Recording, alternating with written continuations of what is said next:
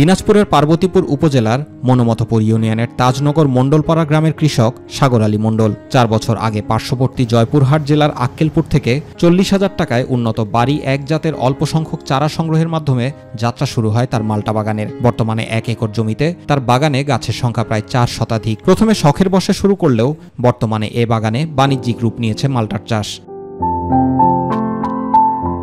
কৃষি বিভাগের পরামর্শে গাছের স্বাস্থ্যের কথা বিবেচনায় প্রথম পর্যায়ে বেশি ফলন না নেয়ায় এখন মিলছে এর সুফল। আবহাওয়া অনুকূলে থাকায় গতবারের তুলনায় এবারে মাল্টার বাম্পার ফলন হয়েছে এ বাগানে। তাই দূর দূরান্ত থেকে এ বাগান দেখতে আসছেন বিভিন্ন শ্রেণী পেশার মানুষ। কৃষি অফিসের সহযোগিতায় আমরা মাল্টা উৎপাদন করতেছি। আমাদের নিরাপদ উপায়ে এই মাল্টা বাগানটি করানো হয়েছে এবং এই মাল্টা বাগানটি করার পরে অনেক দূর দূরান্ত থেকে লোক আসছে এটি দেখার জন্যে।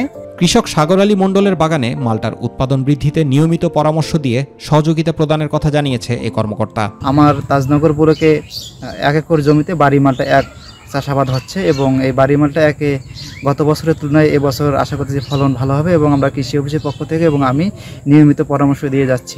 এদিকে অর্থকরী ফসল হিসেবে মাল্টা চাষে কৃষকদের আগ্রহী করতে কৃষি বিভাগ কাজ করে যাচ্ছে বলে জানিয়েছে এ কর্মকর্তা।